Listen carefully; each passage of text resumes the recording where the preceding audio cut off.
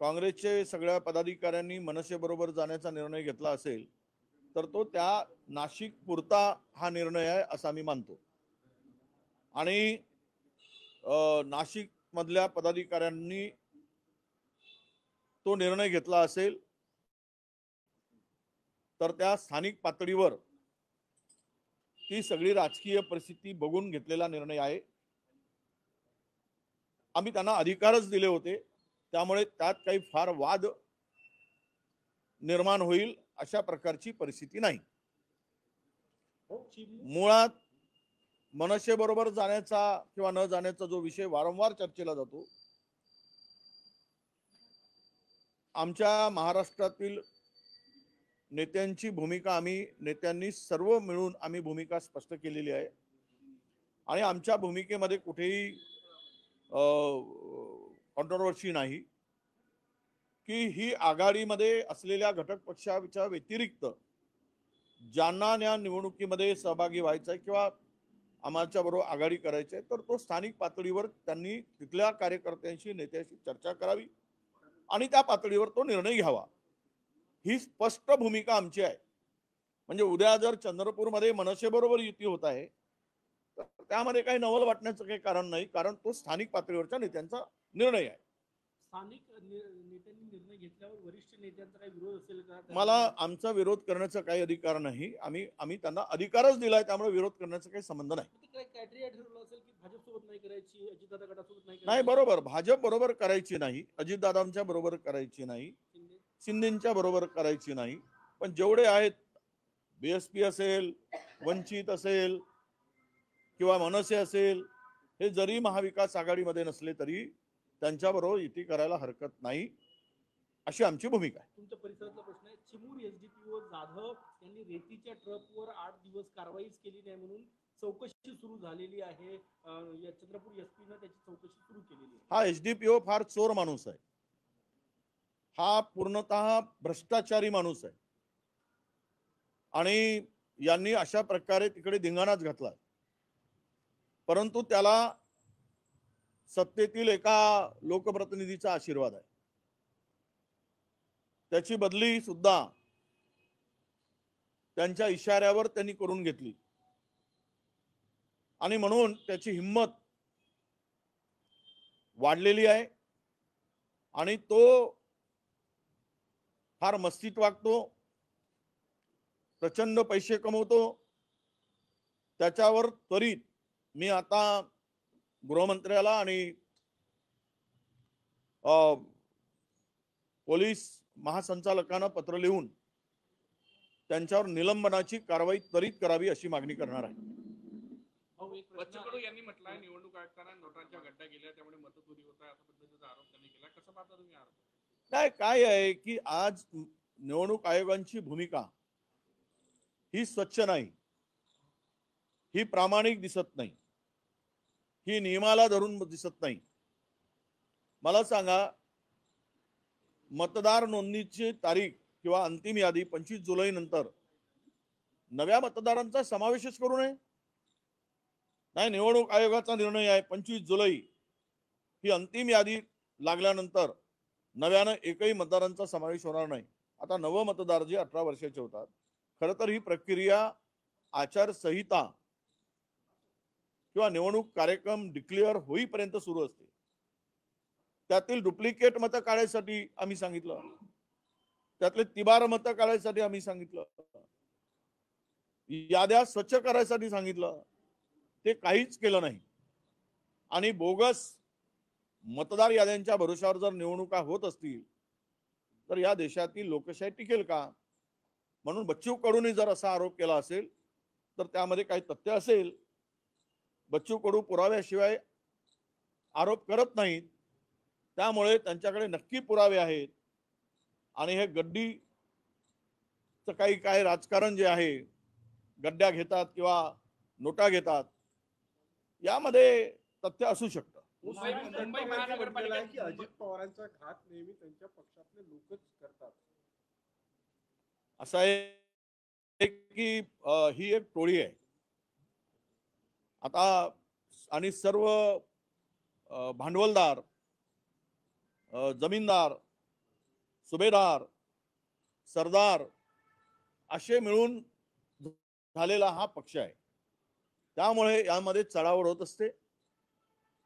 एकामेकाच्या सीमारेषेमध्ये एकमेक घुसत असतात आणि तिथून त्यांचे मतभेद हे तयार होत असतात आणि एकमेकाचा घात ते करत असतात.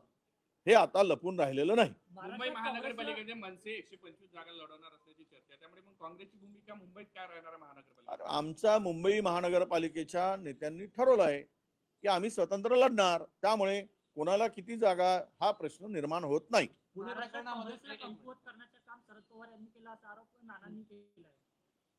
असं आहे की आपण ज्यावेळेस आघाडीचा धर्म पाडतो त्यावेळेस कोणी कोणाला कमकुवत करण्यापेक्षा आपण कसे मजबूत होऊ याचा विचार अधिक प्रकर्षानं करण्याची गरज आहे. सरनाईक यांनी आदिवासी विभागाची जमीन लाटल्याचा आरोप जे आहे ते जाधव यांनी केलेला आहे. तुम्ही आरोप केला होता तशाच प्रकारे काय? नाही, त्या संदर्भातली ती जमीन त्यांनी प्रताप सरनाईक इंटरनॅशनल स्कूलच्या नावाने ती जमीन घेतली आहे. शासकीय जमीन होती, त्यावर आरक्षण होतं, ते आरक्षण बदलल्या गेलं आणि ती कारवाई महिन्याभरात 1.5 महिन्यामध्ये पार पाडली गेली आणि ती सर्व जमीन त्यांच्या संस्थेला 4 कोटी 78 लाख रुपयाला वगैरे ती दिल्या गेली. मुळात असा प्रश्न आहे, मंत्री म्हणून स्वस्तामध्ये स्वतःच्याच संस्थेच्या नावाने ती जागा घेऊ शकतात का? त्या पदावर राहून त्याचा फायदा ते घेऊ शकतात का? हा खरा प्रश्न आहे. त्या जागेची किंमत जर आता बाजार भाव जर बघितला, बाजार मूल्य बघितलं तर निश्चितच 88,000 मीटर ती जागा आहे. 8,800 मीटर म्हणजे जवळपास ती जागा 90,000 फूट म्हणजे 2 एकरच्या जास्त जागा आहे आणि साधारणतः 50 कोटी रुपये त्या जमिनीचा एकराचा दर आता जर काढला तर तो आहे. म्हणजेच ती जमीन 100 कोटीच्या वर त्याचं मूल्य, बाजार मूल्य असू शकतं. मुळात प्रश्न असा आहे की त्यांनी मंत्र्यांनी, उपमुख्यमंत्र्यांनी, मुख्यमंत्र्यांनी अशा जमिनी लाटता येतात का, घेता येतात का सेल्फ इंटरेस्टसाठी? हा खरा प्रश्न आहे. याची चौकशी होणे अपेक्षित आहे. भाऊ, एक प्रश्न असा आहे, पुणे प्रकरणावरती अजित पवारांचं म्हणणं आहे, मी सकाळी 6 वाजता घराच्या बाहेर पडतो आणि रात्री 11 वाजता घरी येतो. त्यामुळे या संपूर्ण प्रकरणात अधिकाऱ्यांनी सगळं हे केलं आहे. 1 रुपयाचा व्यवहार न करता एवढा मोठा व्यवहार कसा झाला आणि 24 कोटी भरायचे. अधिकाऱ्यांनी केला असेल तर कुठले चौक आणि कुठल्या ठिकाणी फाशी द्यायचा हे सुद्धा अजितदादांनी सांगून टाकलं पाहिजे. मग त्यांना आम्ही दोर तयार करून देतो, म्हणजे फास अडकला नाही पाहिजे म्हणून. जो दोषी आहे हे सगळं करणारा अजितदादांना माहीत नव्हता तर मग त्यांचे पुत्र असू देत किंवा त्यांचे कोणी अधिकारी असू देत, हे जर हा प्रकार केला असेल, बिना पैशाने व्यवहार, स्टॅम्प ड्युटी वाचवून व्यवहार आणि हे जमीन हडपण्याचा जो काही प्रकार झाला, ठीक आहे, सर्व माहिती झाल्यामुळं, जनतेच्या पुढे उघड झाल्यामुळं हे संपूर्ण प्रकरण किंवा ती जमीन परत करता आली, व्यवहार रद्द करता आला. जर ओरडच झाली नसती तर गुपचूप मध्ये 1800 कोटीचा माल गिळंकृत केला असताना. म्हणून केवळ दोषी आहेत त्यांना माहित नाही. अजितदादांना आमची विनंती आहे की किमान जे दोषी आहेत अशांना जमीन हडपणाऱ्यांना जरा कायद्यामध्ये सरकार तुमचं आहे तरतूद करा आणि यांना फाशीवर चढवण्यासाठी चौक प्रत्येक शहरामध्ये तयार करा आणि त्यांना लटकवा, म्हणजे पुन्हा दुसऱ्यांदा असे प्रकार होणार नाहीत. भाऊ हे तो सांगा, स्थानिक नाही, स्वराज्य नाही, संस्थेच्या हो, निवडणुकीमध्ये पार्थ पवार स्थानिक याला- स्वराज्य याला- संस्थेच्या याला- निवडणुकीमध्ये याला- मुलांना प्राधान्य द्या. याला जोडून असं नाही नाही याला जोडून पार्थ असं पवार यांचं त्याच्यात- समर्थन केलं. याला- सुप्रिया सुळेंनी. याला जोडून असं त्यावर आहे. अंबादास दानवे यांनी टीका केलेली आहे की हे प्रगल्भ वक्तव्य नव्हतं म्हणून. असं आहे, दोषी तो दोषी. जमीन परत केली म्हणजे चोरी करायचा आणि चोरीचा माल परत करायचा आणि त्याला निर्दोष ठरवता येतं का? हा खरा प्रश्न आहे. त्यामुळे चोरी केली तो चोरच आहे. तो कुणाचाही पुतण्या असो, भाचा असो, नातेवाईक असो, त्याचं संरक्षण होता कामा नये असं माझं मत आहे. भाऊ, स्थानिक स्वराज्य संस्थेने- एक मिनिट थांबा. याला जोडून असा प्रश्न आहे. चंद्रशेखर बावनकुळे यांचं म्हणणं असं आहे की 10,000 पेक्षाही जास्त हेरिंग हे महसूल विभागाचे पेंडिंग आहे. गेल्या 30 वर्ष 35 वर्षापासून हे पेंडिंग आहे. दररोज 2-3 यापूर्वी बावनकुळे याच्या पूर्वी असे हेरिंग होत होते आणि पुढच्या 3 वर्षात 10,000 हेरिंग पूर्ण करायचे आहे. पुण्यामध्ये जी स्पीड दाखवली, सर्वसामान्यांचे जे हेरिंग आहे ते बाकी आहे. खारपानपट्टा असतील, गडचिरोली पासून ते मुंबईपर्यंत अनेक हेरिंग बाकी आहे. महसूल विभाग काही प्रकरणामध्ये फास्ट असतं आणि या 10,000 पेक्षा जास्त प्रकरण सर्वसामान्यांचे पेंडिंग आहे. याच्याकडे विरोधी पक्ष कसं बघतो? नाही, असं आहे की महसूल मंत्र्यांना जे अधिकार आहेत ते कॉशी ज्युडिशरी अधिकार आहे. त्यामुळं त्या अधिकाराचा वापर करून ते हेरिंग घेतात आणि निर्णय देतात. त्या निर्णयाविरुद्ध सुप्रीम कोर्टात, हायकोर्टात कोर्टाचे दरवाजे खुले असतात. पण अनेक वर्षापासून जर पेंडिंग असतील तर मला वाटतं की 14 पासून आतापर्यंत 12 वर्ष महसूल मंत्री त्यांचेच होते. मग ती स्पीड 2 वर्ष फक्त कोरोनाच्या काळात बाळासाहेब थोरात होते. पण 9 वर्ष सलग हीच मंडळी त्या पदावर आहेत. त्यामुळं त्यांची स्पीड वाढवा आणि सर्व प्रकरणं निकाली लावा. बावनकुळेंची स्पीड चांगली आहे हेरिंग घ्यायची, निर्णय घ्यायची, तर त्यांची स्पीड तशीच कायम ठेवावी त्यांनी आणि फटाफट निर्णय घ्यावेत, लोकांना दिलासा द्यावा अशी आमची मागणी आहे. हो, मुंबई महानगरपालिकेत तुम्ही मनसेसोबत लढणार की स्वबळावर लढणार, आतापर्यंत काही निर्णय झालाय का? ना, आमच्या स्थानिक नेत्यांनी मुंबई महानगरपालिका स्वबळावर लढण्याचा निर्णय घेतलेला आहे. त्यामुळे मनसे बरोबर जाण्याचा आता तरी कुठलाही प्रस्ताव नाही, विचार नाही, हे स्पष्ट आहे. स्थानिक स्वराज्य संस्थेमध्ये मूळ ओबीसींना प्राधान्य देणार अशी भूमिका शरद पवार गटाने घेतली आहे. आपल्या पक्षाची काय भूमिका असणार? आता मूळ ओबीसी शरद पवार साहेब कोणाला म्हणतात? आमचं म्हणणं आहे की मूळ ओबीसी म्हणजे 12 बलुतेदार, छोट्या छोट्या जाती आणि त्यातल्या त्यात जे 294च्या सूचीप्रमाणे जर पाहिला तर ते मूळ ओबीसी आपण म्हणू.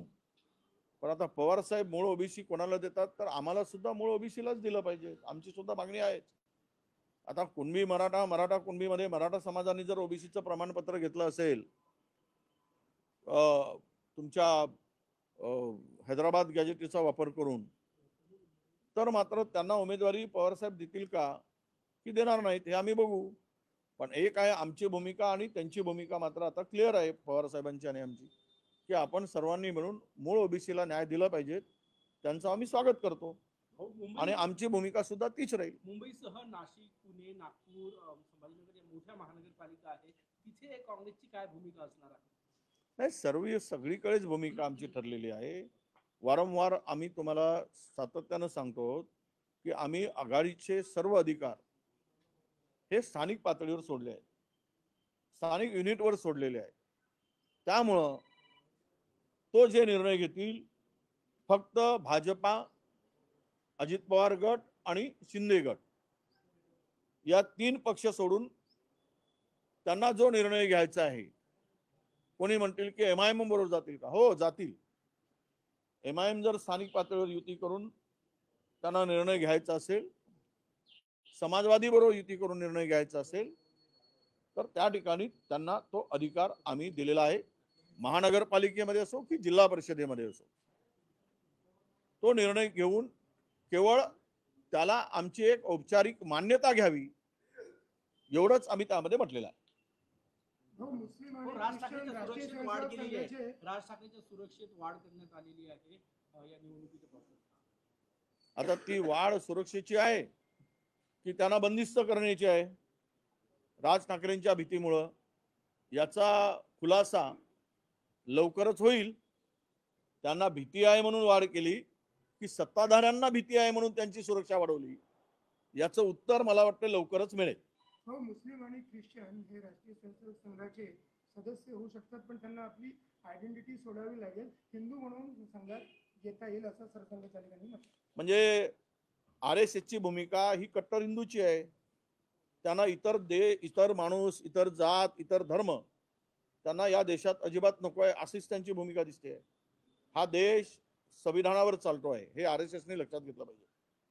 मुळात या देशाला संविधानाने या भारतामध्ये असणाऱ्या प्रत्येकाला समान हक्क आणि अधिकार दिलेला आहे. त्यामुळं हे असं जातीभेद किंवा धर्मभेद करून संघामध्ये प्रवेश करण्याच्या संदर्भातली भूमिका मांडणं हे संविधानाचा अपमान आहे असं मी मानतो. शरद पवारांनी आपल्या पक्षाला अशा सूचना दिलेल्या आहेत की मूळ ओबीसी प्रमाणपत्र धारक असेल तर त्याला उमेदवार करा आणि तो जर मिळाला नाही तर कुणबी प्रमाणपत्र धारक असेल त्याला. नाही, सरकारने यामध्ये भूमिका घेतली पाहिजेत. खरं तर प्रश्न पूर्व झाला पण माझं राहून गेलं होतं. मुळात हे खरा ओबीसी जर होईल त्याच्याकडे व्हॅलिडिटी पहिल्यांदा बघितली पाहिजे. आता सरकारने 6 महिन्याची मुदतवाढ स्थानिक स्वराज्य संस्थांच्या निवडणुकीमध्ये नॉमिनेशनच्या वेळेस 6 महिन्याची मुदतवाढ देण्याची गरज नव्हती. ज्यांच्याकडे कास्ट सर्टिफिकेट आहे आणि जात पडताळणी प्रमाणपत्र आहे ज्याला व्हॅलिडिटी म्हणतो आपण, त्याच उमेदवाराला पात्र केलं असतं तर मूळ ओबीसीला न्याय मिळाला असता. पण आता काल परवा जे काही प्रमाणपत्र घेतलेत आणि झपाट्यानं ते सगळं वाटलं जात आहे, तर त्याच्याकडे प्रमाणपत्र असल्यावर मूळ कसं म्हणायचं आणि कूड कसं शोधायचं. एकदा जर प्रमाणपत्र दिलं तर. म्हणून सरकारला आमची विनंती आहे की स्थानिक स्वराज्य संस्थांमध्ये जात पडताळणी प्रमाणपत्र असल्याशिवाय त्या उमेदवाराला पात्र ठरवू नये, त्याचं फार्म स्टँड ठेवू नये, तरच यावर ओरिजिनल ओबीसीला न्याय मिळेल. हो, मुंबई महानगरपालिका अत्यंत महत्वाची निवडणूक आहे. काँग्रेसची रणनीती काय असणार, मुद्दे काय असणार आहे आणि स्वबळावर लढण्यासाठी हायकमांड सोबत काही चर्चा झाली आहे का याबाबत? हायकमांड बरोबर चर्चा केल्यानंतरच आम्ही स्थानिक पातळीवर निर्णय घेण्याचा अधिकार दिलेला आहे आणि आमच्या लोकांनी सुद्धा तेच ठरवलेलं आहे. मुद्दे खूप आहेत. मुंबईची तिजोरी खाली झाली आहे. मुंबईमध्ये भ्रष्टाचाराचे प्रकरण प्रचंड आहेत. खिरापत वाटली जात आहे. आता एक विषय नाही आहे की मुंबईच्या एकूण विकासाला आणि मुंबईच्या आर्थिक सुबत्तेला छेद देणारी सगळी घटना किंवा सगळे प्रकार मागच्या सरकारच्या काळामध्ये झालेत, आत्ताच्या सरकारमध्ये होत आहेत. त्यामुळं असलेले डिपॉझिट खाली करून घेतले गेले. मुंबईमधले अजूनही पाणी तुंबतो आहे. मुंबईतले नदी अजून स्वच्छ झालेले नाहीत. अनेक प्रश्न आहेत ज्यामध्ये ही भारतातील नव्हे तर जगातील सर्वात मोठी ही महानगरपालिका आहे आणि या महानगरपालिकेतील मूलभूत जे आवश्यक प्रश्न आहेत त्या प्रश्नाला घेऊन आम्ही लढू. राष्ट्रवादीला सोबत घेत होते यावेळेस त्याचा विचार होईल का? राष्ट्रवादीला सोबत घेत होते आणि तुम्ही यावेळेस त्याचा विचार होईल का की स्वबळावर म्हणजे मित्रपक्ष केला? नाही, मित्र पक्षाचा प्रस्ताव आला तर त्यावर चर्चा नक्की होईल. अजित पवार साहेबांच्याकडून जर पक्षाचा प्रस्ताव आला तर त्यावर आम्ही चर्चा करू. अजित पवार? नाही, अजित पवार, सॉरी, माफ करा, शरद पवार. हो, मग 2 ठाकरे बंधू एकत्र आले आणि काँग्रेस सोबत लढली की मतांचं विभाजन होईल असं वाटत नाही का काँग्रेसला? तुम्ही जे म्हणताय हे बघा, मतांचं विभाजन होईल, फायदा होईल, नुकसान होईल. आम्ही नेहमी लढत आलो. आम्हाला 30-35 जागा आमच्या नेहमी निवडून येत असतात मुंबई कॉर्पोरेशनमध्ये. उलट आमच्या ते 3 पक्ष तेही वेगळे लढत आहेत सत्तेमधील. म्हणजे भाजपाही वेगळी लढतो इच्छित आहे, शिंदेची शिवसेना सुद्धा वेगळी लढणार आहे, अजितदादांचा गट सुद्धा वेगळी लढायची तयारी करतोय. त्यांचं विभाजन होत नाही ना, आमच्याच विभाजनाची चिंता कशाला? हो, जर ते काँग्रेस ते ते वेगळे लढले तिन्ही पक्ष, तर महाविकास आघाडीचे तिन्ही पक्ष मुंबईत वेगवेगळे लढण्याच्या तयारीत आहे असं म्हणताय? मला तरी आता सांगता येणार नाही. मुंबई महानगरपालिकेच्या निवडणुकांना अजून वेळ आहे. पण आम्ही सगळ्यांनी अधिकार हे स्थानिक पातळीवर दिले आहेत. त्यांच्याबरोबर चर्चा करून जे आमच्या समविचारी पक्ष आहेत त्यांचा प्रस्ताव आल्यास त्यांच्याबरोबर चर्चा करू आणि निवडणुकीमध्ये आघाडी करण्याच्या शक्यतेवर बोलू. जर काँग्रेस एकटं लढलं तर पक्षाला नवसंजीवनी मिळेल का? तुम्ही लोकसभा विधानसभा ही महाविकास आघाडीमध्ये शेवटचा लढली होती.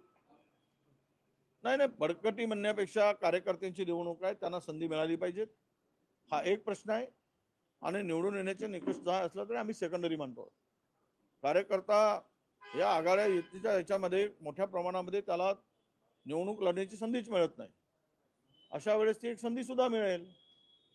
जिंकणं प्रत्येक वेळेस हा आमचा उद्देश नाही, तर कार्यकर्त्याला न्याय देणं हा सुद्धा उद्देश आहे. हो, ही लिटमस टेस्ट असेल का स्वबळावर लढणं? जर याचा चांगला परिणाम आला तर इथून पुढे मग आघाडीमध्ये राहायचं की नाही नाही, या स्थानिक स्वराज्य संस्थांशी हे महाविकास आघाडी आहे, देश पातळीवर इंडिया आघाडी आहे. त्या इंडिया आघाडीमध्ये जे पक्ष आहेत ती युती आणि आघाडी कायम आहे. उद्धव ठाकरेंचा प्रस्तावाला त्याचाही विचार होईल का शरद पवारांचा? नाही, ते मनसेबरोबर युती करत असतील आणि त्यांचा प्रस्ताव आला असेल तर त्या प्रस्तावावर स्थानिक आमचे नेते आहेत मुंबईचे, त्यांच्याकडे हा प्रस्ताव आम्ही पाठवू, त्यांची सहमती घेऊ आणि पुढे जाऊ. तुम्हाला फक्त मनसे लोक या व्यतिरिक्त महायुती म्हणून नाही, तो विषय नाही. एक शेवटचा प्रश्न असा राहिला, विखे पाटील बच्चू कडू यांच्यातला वाद शिगेला पोहोचलाय. बच्चू कडू असं म्हणाले होते, विखे पाटलांची गाडी जो फोडेल त्याला 1 लाख रुपये देऊ. आता विखे पाटलांचे समर्थक हे बच्चू कडूंना फोन करून सांगतात की आम्ही तुमची गाडी फोडू. त्यामुळे महाराष्ट्राचं राजकारण हे गाडी फोडण्यावर. नाही, गाड्या फोडायचं नको, पण एक आहे की विखे पाटलांना आजकाल फार बोलायची सवय जळली आहे. असा रोग झाल्यासारखं ते बोलतायत शेतकऱ्याप्रती. ते कर्जावर बोलतायत शेतकऱ्यांच्या. शेतकरी कर्जमाफीवर बोलत असताना शेतकरी पैसे पचवतात असंही बोलतात. सोसायट्या काढतात, कर्ज माफ करून म्हणून मागे लागतात. शेतकरी काय भिकारी आहेत काय? विखे पाटलांना लाज वाटत नाही काय आपण काय बोलतो त्याची? वारंवार शेतकऱ्याचा अवमान का करतात? त्यांना कोणी दिला अधिकार? आणि तुमच्या बापजाद्यांचे पैसे काही शेतकऱ्यांनी पचवलेत काय आणि खाल्लेत पैसे? हमी भाव मिळत नाही. द्या ना, तुमच्यामध्ये दम असेल तर हमी भावाने खरेदी करा. शेतकरी तुमच्याकडे भीक मागणार नाही, तुमच्याकडे कर्जासाठी येणार नाही, परंतु तुम्ही त्याला लुबाडायचा आणि उद्योगपतींचे घर भरायचे, त्यांचे कर्ज माफ करायचे आणि शेतकऱ्यांसाठी मात्र रडत बसायचा आणि कारण सांगून शेतकऱ्याचा अवमान करायचा, तर ह्याला बरोबर नाही. म्हणून बच्चू कडूंनी जर राजगामध्ये बोलले असतील की त्यांच्या गाड्या फोडा, हे काय वाईट आहे असं मी मानत नाही, पण गाड्या फोडण्यापर्यंतची बोलणं हे उचित नाही. पण विखे पाटलांनी मात्र कुणाच्याही बांधावर गेल्यावर विखे पाटलांना तो जाण्याचा अधिकार नाही. त्यामुळे शेतकऱ्यांनी, नाहीतरी माती झालीच आहे, मातीमध्ये चिखल आहे, त्या चिखलांचा प्रसाद हा मात्र विखे पाटलांना दिला पाहिजेत, या मताचा मी आहे. एक कमेंट घेऊन टाकूया. हिंदी